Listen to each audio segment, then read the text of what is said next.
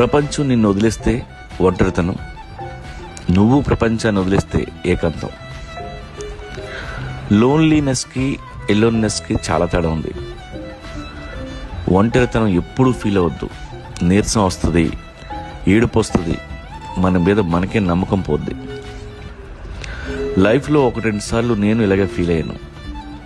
దాని నుండి బయటికి రావడం తెలియకపోతే ఇంకా కురిగిపోతాం. ఎప్పుడైనా ఒంటరిగా ఫీల్ అయినప్పుడు మాత్రం ఒంటరిగా ఉండొద్దు. ఫ్రెండ్స్తో గడపండి, హెవీ సౌండ్తో మ్యూజిక్ వినండి, వర్కౌట్ చేయండి.